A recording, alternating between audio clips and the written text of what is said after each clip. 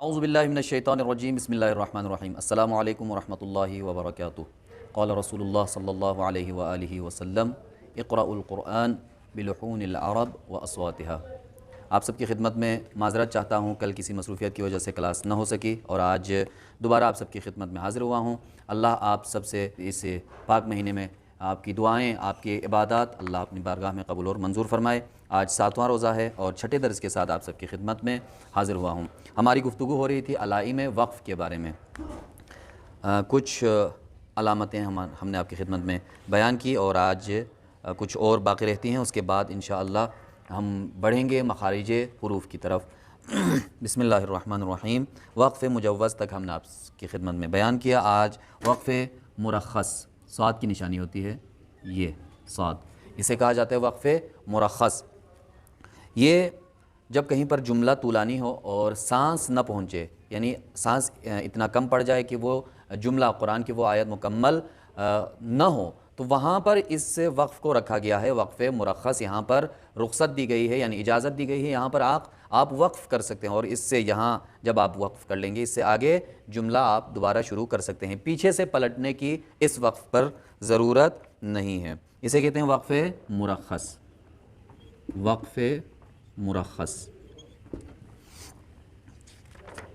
اگلا جو وقف ہے لا، یہ لکھا ہو، یہ اکثر طور پر یہی اور سب کو معلوم بھی ہے، لا اس پر نہیں رکنا چاہیے۔ یہاں پر وقف ممنوع ہے، یعنی لا وقف علیہ، اس پر کوئی وقف نہیں ہے، وقف کرنا منع ہے۔ لیکن اگر مجبور ہوتے ہیں، سانس یہاں سے کٹ جاتی ہے، یعنی سانس نہیں پہنچتی لا کے بعد والے جملے تک، جملہ مکمل ہونے تک اگر آپ کی سانس نہیں پہنچتی تو یہاں پر رکیں، لیکن پیچھے سے دوبارہ پلٹ کر اس کو وصل کر کے ساتھ پڑھیں۔ اور دو اور بھی جگہ ہیں یوں، اسے پڑھا جاتا ہے قلع اور اسے پڑھا جاتا ہے صلہ، صلہ اور قلع، یہ دو وقف ہیں۔ اس پر کیا ہے؟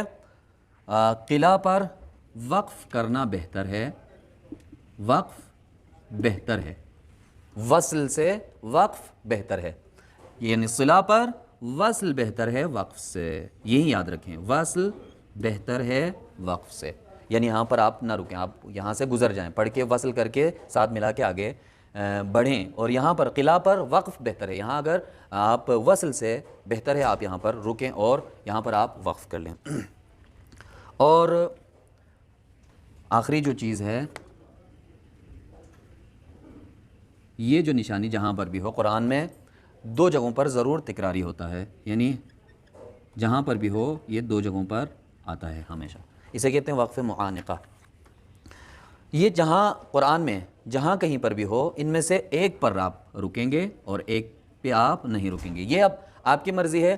پہلے والے پر آپ رکتے ہیں تو آپ بعد والے کو پڑھ کر وصل کے ساتھ آپ آگے بڑھیں، نہیں اگر آپ نے پہلے پہ نہیں رکا، آپ وصل کر کے آگئے تو دوسرے پر آپ کو رکنا چاہیے، ضروری ہے۔ مثلا قرآن کے پہلے سپارے میں ہے دوسرے صفحے پر، بسم اللہ الرحمن الرحیم، الف لام میم ذالکل، دیکھیں ذالکل کتاب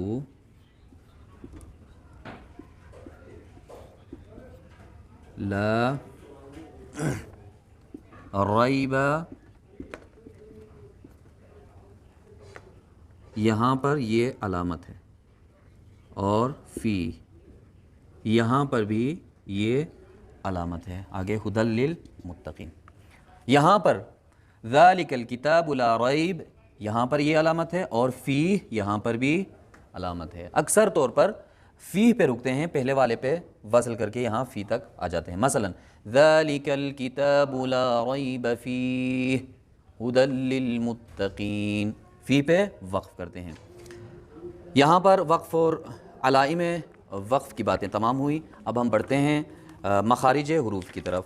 آپ سب کی خدمت میں بیان ہوا تھا، صرف 10 ایسے حروف ہیں جن کی پہچان سے آپ بہترین قرآن پڑھ سکتے ہیں اور بہترین طور پر آپ ایک انٹرنیشنل قاری کی طرح آپ تلاوت کر سکتے ہیں۔ صرف 10 حروف ایسے ہیں جس کی تمیز کرنا بہت ہی زیادہ ضروری ہے، جن میں صفات ہے اور احکام حروف ہیں، مخارج ہیں، ان سب کا خیال رکھنا بہت ضروری ہے۔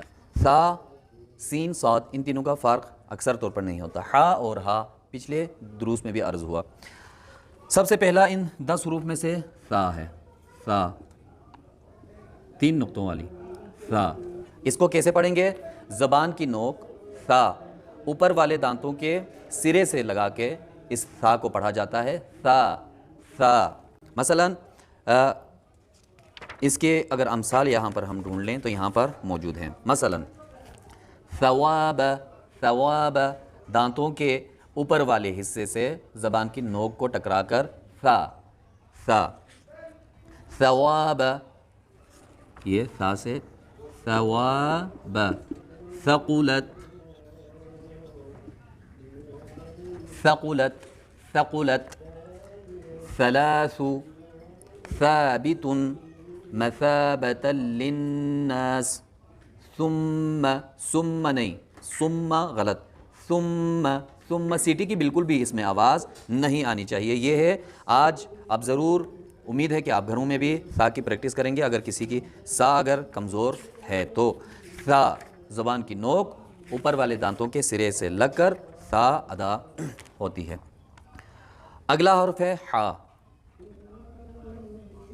हा, हा, हा से मसलन हलवा, हलवा, लेकिन हम पढ़ते हैं हलवा, वो जो हलवा है इसी हा से है, हलवा, लेकिन हम पढ़ते हैं हलवा, वो जो इस हा से। हा, हा हल्की है, हल्की हरूफ में से है, यानी ये जो हा है बड़ी हा बिल्कुल हल्क से निकलती है, हल्क से।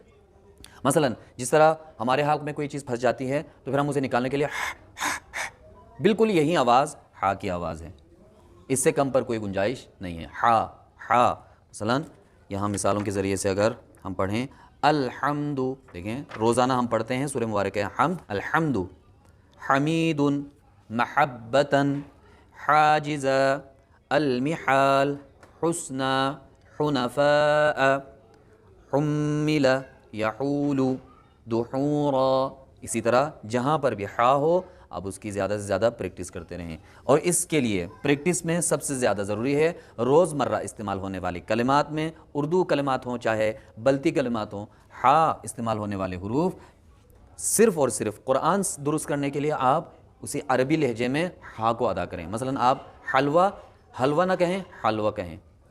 मसलन हम्माम कहें, हमाम नहीं, हम्माम। और इसी तरह सा वाली हरूफ भी जब भी आप बल्ती में बात कर रहे हो या उर्दू में आप बात कर रहे हो, सा जिसमें आता हो उन कलिमात को आप बिल्कुल अरबी की तरह आप दोहराएं और उसको इस्तेमाल करें, ताकि आपकी अरबी वाले ये जो हरकत हैं, अरबी वाले जो मखारिज हैं वो दुरुस्त हो सकें और इसके साथ साथ आपका कुरान भी दुरुस्त हो सके। अल्लाह से दुआ करते हैं अल्लाह हम सबको सही मानों में कुरान की तिलावत करके उसको समझकर उस पर अमल करने की तौफीक इनायत फरमाए। अगले दर्स के साथ आप सबकी खिदमत में दोबारा हाज़िर हो जाऊँगा, तब तक के लिए इजाज़त दीजिए। वस्सलामु अलैकुम वरहमतुल्लाहि व बरकातुहू।